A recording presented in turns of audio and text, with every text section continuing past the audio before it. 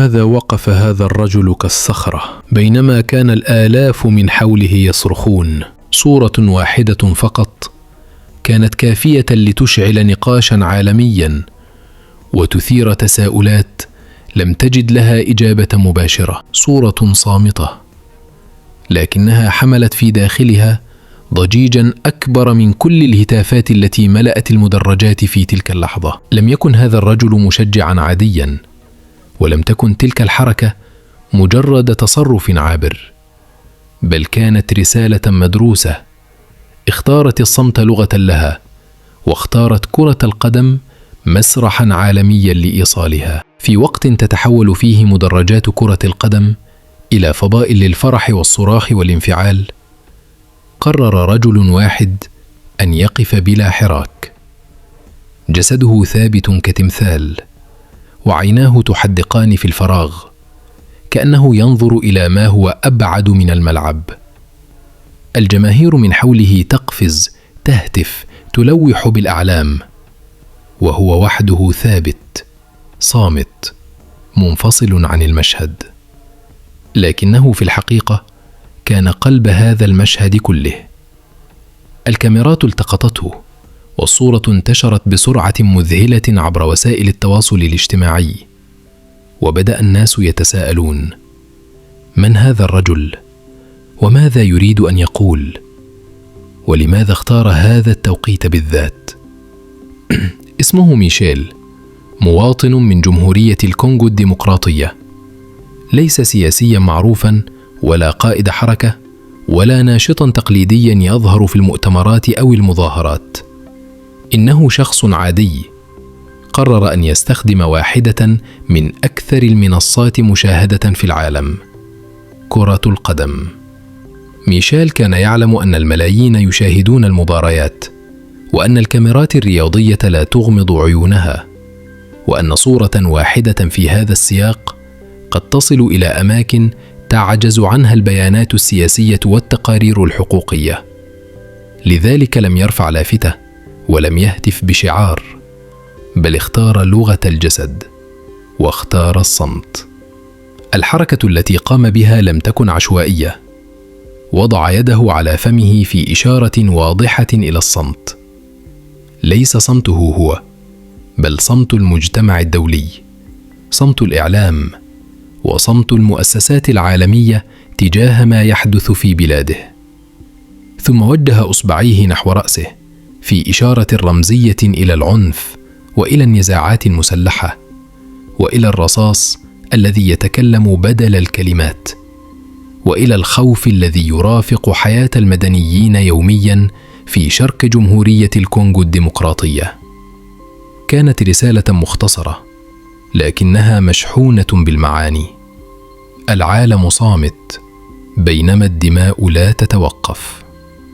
لكن الرسالة لم تتوقف عند هذه الحركة فقط، بل امتدت إلى مظهره بالكامل.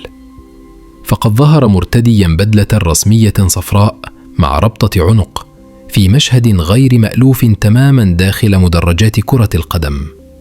هذا الاختيار لم يكن بدافع الأناقة أو لفت الانتباه فحسب، بل كان استحضارا متعمدا لرمز تاريخي عميق في الذاكرة الكونغولية: باتريس لومومبا.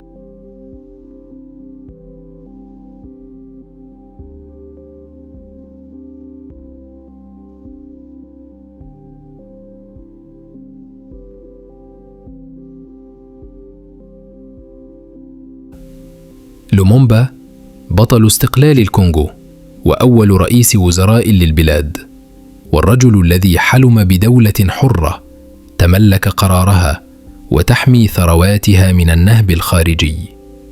حلم كلفه حياته حين قتل لأنه رفض الخضوع لمعادلات الهيمنة والاستغلال. بالنسبة لكثير من أبناء الكونغو، لم يكن لومومبا مجرد شخصية تاريخية انتهت، بل فكرة لا تزال حية وجرحا لم يلتئم، وسؤالا يتكرر مع كل جيل: لماذا يعيد التاريخ نفسه؟ ولماذا لا تزال ثروات البلاد سببا في مآسيها بدل أن تكون مفتاح خلاصها؟ ميشيل ببدلته الصفراء بدا وكأنه يعيد لومومبا إلى الواجهة، لا كشخص بل كرسالة وكضمير يرفض الصمت. اللون الأصفر الذي ارتداه يرمز إلى الذهب وإلى الثروات الطبيعية الهائلة التي تزخر بها الكونغو، ثروات يعتبرها البعض نعمة كبرى بينما يراها آخرون لعنة ثقيلة. فهذه الموارد بدل أن تكون أساساً للتنمية والاستقرار تحولت إلى وقود لصراعات طويلة وإلى سبب مباشر في نزاعات مسلحة لا تنتهي، خصوصاً في شرق البلاد، هناك حيث تتقاطع المصالح وتتعقد الأزمات ويدفع المدنيون الثمن الأكبر. في تلك المنطقة توجد معادن نادرة ذات قيمة استراتيجية عالية، مثل معدن الكولتان الذي يدخل في صناعة الهواتف الذكية والأجهزة الإلكترونية الحديثة.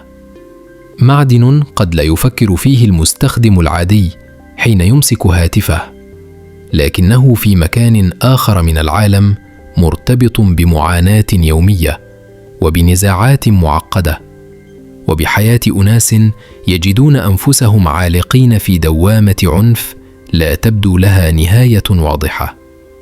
الصراع هناك ليس بسيطاً ولا يمكن اختزاله في طرف واحد، بل هو شبكة معقدة من عوامل داخلية وإقليمية ودولية تتداخل فيها السياسة بالاقتصاد والمصالح بالقوة. رسالة ميشيل كما فهمها كثيرون لم تكن دعوة للكراهية ولا تحريضاً على العنف، بل نداءً أخلاقياً بسيطاً: لا يمكن للعالم أن يستفيد من موارد بلد ما بينما يغض الطرف عن معاناة شعبه. لا يمكن الحديث عن التقدم والتكنولوجيا دون الالتفات إلى الثمن الإنساني الذي يدفع في أماكن بعيدة عن الأضواء. لقد أراد أن يقول إن الصمت في بعض الأحيان ليس حياداً، بل مشاركة غير مباشرة في استمرار المأساة. اختيار كرة القدم كان ذكياً ومقصوداً، فهي اللعبة الأكثر شعبية في العالم، اللغة المشتركة بين الشعوب، والمساحة التي تلتقي فيها الثقافات دون ترجمة. في المدرجات لا توجد حدود سياسية ولا فواصل أيديولوجية، بل جمهور عالمي يشاهد اللحظة نفسها.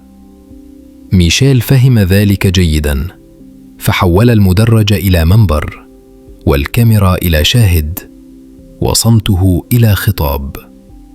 طوال المباراة بقي واقفاً في مكانه كتمثال حي، لا يصفق، لا يصرخ، لا يشارك في الحماس الجماعي.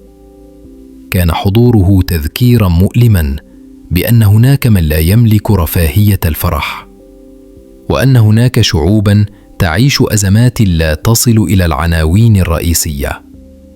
تحول جسده إلى مرآة تعكس ضمير من يشاهدها. Imagine a man so dangerous to Western powers that they plotted his murder within months of his becoming a leader of his country. Not because he threatened to invade anyone, not because he was a dictator or a terrorist, but because he dared to say that Africa's resources should benefit Africans, that independence should be real and not just a word on paper, and that black people deserved to be treated with the same dignity and respect as white people. Imagine a brilliant young leader, only 35 years old, who spoke with such fire and conviction that he inspired millions across Africa to believe in true freedom. Now, imagine powerful nations conspiring to destroy him, to kill him, and to dissolve his mortal body in acid so that even his bones would disappear forever. This is not fiction. This is the story of Patrice Lomumba, the first Prime Minister of the Democratic Republic of Congo, the DRC, a man whose murder represents one of the most shameful and barbaric acts in modern history. In this edition of Back in History, we tell the story of Patrice Lomumba from his birth in a small village in Belgian Congo, through his rise as a brilliant speaker, an independence leader, to his historic moment as Prime Minister, and finally to his brutal assassination orchestrated by the West in conjunction with Congolese collaborators.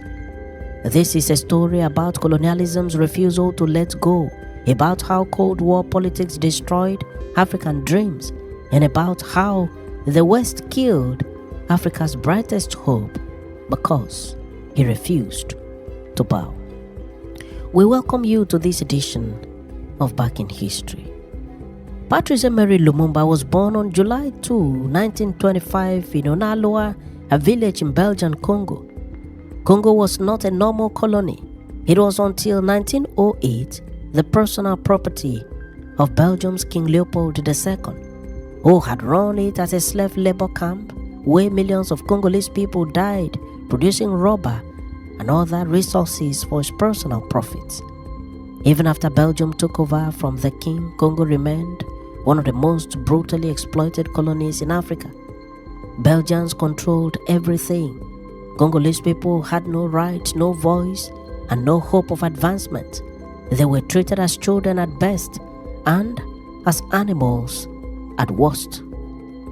Young Patrice Lumumba received some education in Catholic mission schools, which was rare for Congolese at the time. He was exceptionally intelligent and loved reading. He worked as a postal clerk, a respectable job for an African in colonial Congo, but his mind was always working on bigger questions. Why were Congolese people treated as inferior? Why did Belgium steal Congo's wealth while Congolese remained poor? How could this system be changed? He began writing articles and essays about these questions, expressing ideas that were considered dangerous by colonial authorities. In the 1950s, as independence movements were sweeping across Africa, Lumumba became politically active. He joined and later led the Congolese national movement known as MNC, which demanded independence from Belgium. Lumumba was not just a politician, he was a brilliant orator, someone who could speak and make people feel things deeply. His speeches were passionate, clear, and uncompromising. He talked about dignity, about the wounds of colonialism, about Congolese people's rights to control their own land and resources. Other leaders might speak carefully, trying not to offend the Belgians too much, but Lumumba spoke truth directly, and people loved him for it. Belgium, seeing that it could not hold Congo forever against the tide of African independence, reluctantly agreed to grant independence to the DR Congo. The date was set June 30, 1960. Elections were held, and Lumumba's MNC party won the most votes. He became Congo's first prime minister. Joseph Kasavubu, representing a more conservative faction, became the president. It seemed like Congo's moment had finally arrived. After decades of brutal colonialism, Congolese people would finally be free. Everyone was happy. The independence ceremony on June 30, 1960 became one of the most famous moments in African history. King Baudin of Belgium attended, expecting a polite ceremony where Congolese leaders would thank Belgium for bringing civilization to Congo. Baudin gave a speech praising his ancestor Leopold II, the same king whose regime had killed millions of Congolese people. He talked about Belgium's civilizing mission as if colonialism had been a favor to Congo rather than a crime against it. Then Patrice Lumumba stood up to speak. What he said shocked Belgium and electrified Africa. He did not read the prepared, polite speech. Instead, he spoke from his heart and his anger. He reminded everyone that Congo's independence was not a gift from Belgium, but something Congolese people had fought and died for. He talked about the humiliation and suffering under colonialism, how Congolese people had been treated like slaves in their own land, how they had been whipped, exploited, and killed. He declared that Congo would look to the future in dignity and freedom, that the wounds of colonialism were too fresh to forget. King Baudin was furious. Belgian officials were outraged. But across Africa, millions of people heard about Lumumba's speech and celebrated. Here was an African leader who did not apologize, who did not bow, but who spoke truth to the former colonial masters. Lumumba became an instant hero to Africans and to colonized people everywhere. He represented hope that independence could be real, that Africa could truly be free. But Lumumba's speech also made him powerful enemies. Belgium was angry and felt humiliated. Western powers, especially the United States, began watching him closely, and what they saw worried them deeply. Congo was not just any country, it was incredibly rich in minerals that Western industries needed desperately. Uranium from Congo had been used to make the atomic bombs dropped on Japan. Copper, cobalt, diamonds, and other valuable minerals filled Congo's earth and still fills it till today. Western corporations made enormous profits from these resources, and they were not willing to give up control just because Congo was now independent on paper. The trouble started immediately. Within days of independence, the Congolese army mutinied. Soldiers were angry because their Belgian officers still commanded them and treated them badly even after independence. The mutiny sparked chaos. Belgians living in Congo fled, claiming they were in danger. Belgium, without asking the new Congolese government, sent troops back into Congo, saying they needed to protect Belgian citizens. This was a violation of Congo's sovereignty, but Belgium did not care. Worse, the mineral-rich Katanga province in southern Congo declared independence. This was not a spontaneous decision by Katanga's people. It was organized by Belgian mining companies and Belgian officials who wanted to keep control of Katanga's copper and cobalt mines. They put Moise Tombe, a Congolese politician willing to work with Belgium, in charge of the breakaway province. Belgian troops and white mercenaries supported Katanga's secession. Suddenly, Congo's independence meant nothing. The country was falling apart, and Belgium was pulling the strings. Lumumba appealed to the United Nations for help. He asked the United Nations to send peacekeepers to get Belgian troops out of Congo and to help restore order. The United Nations sent troops, but they refused to act against Belgium and to help reunify the country. The United Nations mission, controlled by Western powers, seemed designed to maintain chaos rather than solve it. Frustrated and desperate, Lumumba turned to the Soviet Union for assistance. The Soviets sent planes and advisors to help the Congolese government. This decision sealed Lumumba's fate. The year was 1960, and the Cold War between the United States and the Soviet Union was at its peak. American leaders saw every conflict through this lens. When Lumumba accepted Soviet help, they decided he was a communist threat, another Fidel Castro who might turn Congo into a Soviet ally. The fact that Lumumba was not a communist, that he had turned to the Soviets only after the West abandoned him, did not matter. CIA Director Allen Dulles called Lumumba dangerous and authorized covert action to remove him from power. That word remove was code. It simply meant to kill him. Belgium was already plotting against Lumumba. Belgium intelligence worked with Congolese military officers who opposed him. The key figure was Colonel Joseph Desire Mobutu, the army chief of staff. Mobutu was young, ambitious, and willing to work with the Belgians and Americans if it meant gaining power. He had been close to Lumumba once, but he was persuaded that siding with the West would serve him better. In September 1960, just 3 months after independence, President Kasavubu announced that he was dismissing Lumumba as Prime Minister. This was constitutionally questionable since the Parliament, not the President, had the power to remove the Prime Minister. But constitutional niceties did not matter anymore at this point. Days later, on September 14, Colonel Mobutu Sese Seko launched a coup with backing from the CIA and Belgium. He announced that the army was taking over power and that politicians on both sides would be neutralized. Soldiers surrounded Lumumba's residence, placing him under house arrest.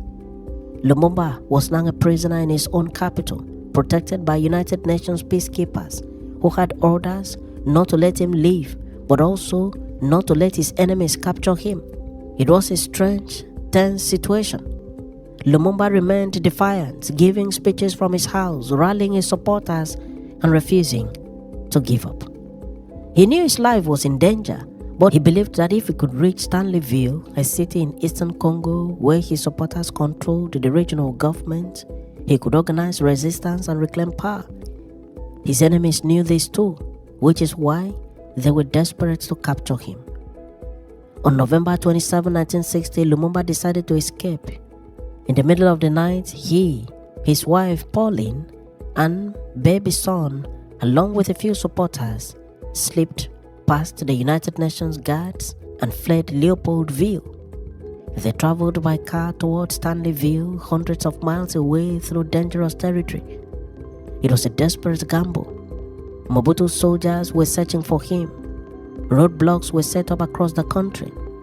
For days, Lumumba's convoy moved through back roads and villages, sometimes welcomed by supporters, sometimes narrowly avoiding capture. But Mobutu's forces, with Belgian and American intelligence helping them track Lumumba's movements, eventually caught up with him.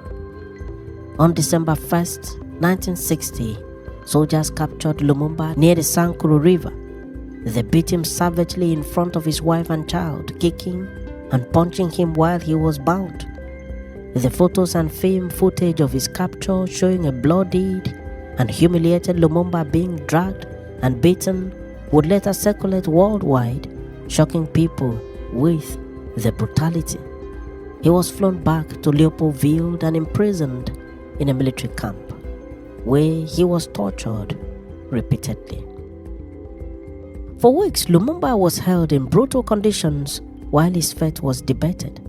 Some wanted to try him for crimes, though what crimes could be charged against the democratically elected leader who had been illegally overthrown was unclear. Others argued for simply killing him quietly. The problem was that Lumumba remained popular. Even imprisoned and beaten, he was dangerous to his enemies because his supporters might rise up to free him, or because international pressure might force his release. The situation the enemies decided was to send him somewhere he could be killed with plausible deniability. On January 17, 1961, Lumumba and two of his closest associates, Joseph Okito and Maurice Mpolo, were put on a plane. They were told nothing about their destination. Lumumba knew, though, that wherever they were going, death awaited. The plane was flown to Elizabethville, capital of the breakaway Katanga province, ruled by Moise Tombe, the Belgian puppet who hated Lumumba so seriously. Belgian officials and Katanga soldiers were waiting. That night, in a house outside the city, Patrice Lumumba was executed by firing squad. Belgian officials commanded the execution. They wanted to ensure that he was really dead, that Africa's brightest hope was extinguished forever. But even in death, Lumumba was dangerous as a symbol. His body could become a shrine, a rallying point for his supporters. So his killers decided something monstrous. They dug up his body and dismembered it and dissolved it in acid. Belgian Police Commissioner Gerard Soet, who participated in disposing of Lumumba's remains, later admitted to taking one of Lumumba's teeth as a souvenir. For decades, this tooth was kept in Belgium as a trophy of murder.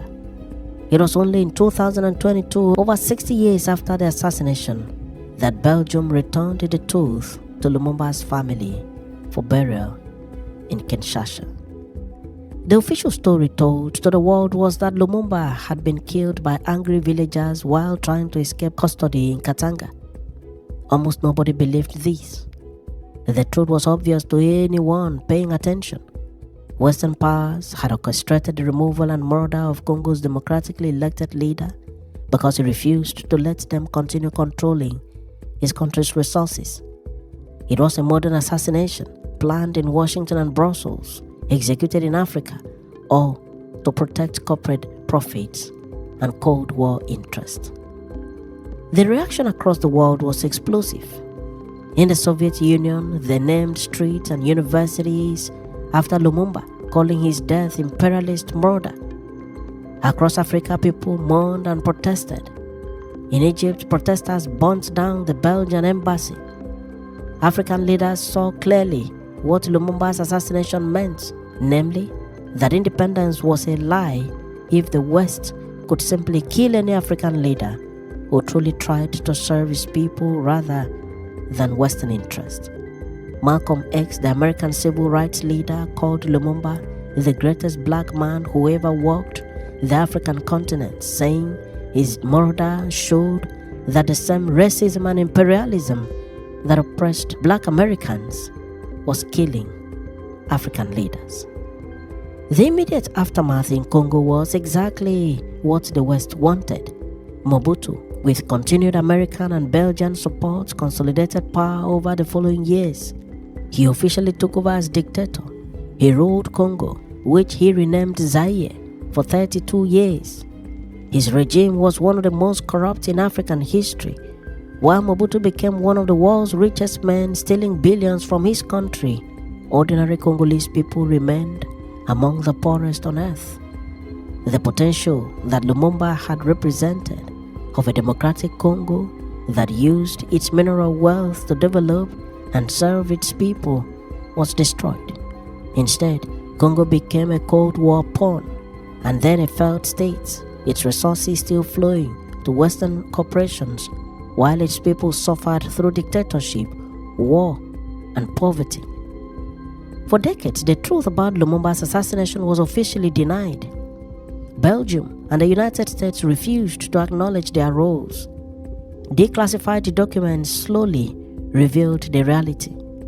CIA papers showed that American agents had considered poisoning Lumumba and had definitely supported his overthrow. Belgian parliament inquiries in 2001 and 2002 finally forced Belgium to acknowledge moral responsibility for his death, though they stopped short of admitting direct participation in the murder itself. The evidence was overwhelming.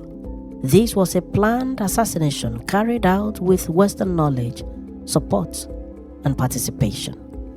Today, Patrice Lumumba is remembered very differently than his killers intended. Rather than being forgotten, he became a martyr and a symbol. Statues of Lumumba stand in Kinshasa, in Moscow, and even in Brussels, where his memory serves as a rebuke to Belgium's colonial crimes. His speeches remain some of the most powerful expressions of African dignity and independence ever recorded. His most famous word still resonates, quote, "Without dignity, there is no liberty. Without justice, there is no dignity. Without independence, there are no free men," end of quote. Lumumba's legacy inspired the later generations of African leaders. Thomas Sankara in Burkina Faso saw Lumumba as a model of uncompromising integrity. Nelson Mandela of South Africa acknowledged Lumumba's influence on his own thinking about liberation. Revolutionary movements across Africa invoked Lumumba's name. He became a symbol of what African leadership could be, namely brilliant, courageous, committed to the people rather than to personal enrichments, willing to stand up to powerful nations rather than serve them.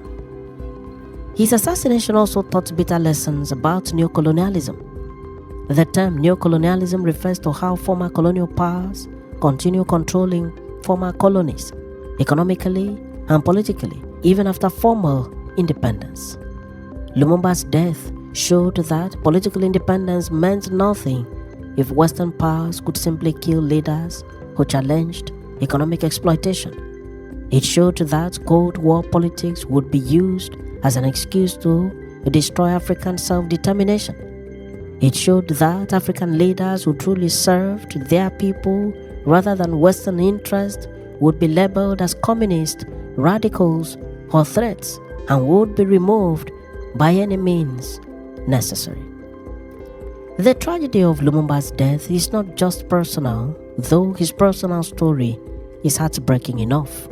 A brilliant man of 35 with a wife and children, with dreams of building a great nation, was tortured and murdered after just months in power. The real tragedy is what his death meant for Africa. It was a message, namely, any African leader who tried to truly decolonize, who insisted that Africa's resources should benefit Africans, who challenged Western corporations and governments would meet the same fate. This message was heard and understood. For decades after Lumumba, many African leaders chose the safer path of cooperation with neo-colonial powers, understanding that the alternative might be death and end of their regime. Congo itself never recovered from losing Lumumba. The country has enormous potentials. It had vast resources, a large population, and a leader who genuinely wanted to build a democratic and prosperous nation. But that potential was destroyed in 1961, and Congo descended into dictatorship, then civil war, then continued instability that has lasted till today. Millions have died in conflicts over Congo's resources since Lumumba's death. The country remains poor despite its wealth because its resources continue to enrich foreigners rather than Congolese people. Lumumba had a different vision, and he was killed for it. The story of Patrice Lumumba asks uncomfortable questions that remain relevant till today. Why do Western nations claim to support democracy but overthrow democratically elected leaders when those leaders threaten corporate interests? Why are African resources still extracted by foreign companies while African people remain poor? How can Africa be truly independent if external powers can still intervene militarily and politically whenever they want? Why is one man's life considered expendable if his death protects profits? Lumumba's life and death reminds us that freedom is never given freely. It must be fought for, and those who fight for it often pay the highest price. His story is about the violence that underlies the international system, about how murder becomes policy when the interests of powerful nations are threatened, and about how one man's courage can inspire millions even after his death. The West killed Africa's brightest hope in 1961, but they could not kill his ideas, his legacy, or the dreams of an African that controls its own destiny and lives in dignity. That dream lives in every African who refuses to bow, who demands justice, who insists that Africa belongs to Africans. And that is why, over 60 years after his death, Patrice Lumumba remains dangerous to those who profit from Africa's exploitation. His memory will not die because the struggle he represents is not finished. Thanks for watching this edition of Back in History. Do remember to subscribe to this channel and hit the notification bell for updates on every new video. I remain your host and friend Ekeme, bringing you the stories that shaped our nation and our continent. Until next time, keep exploring history with us.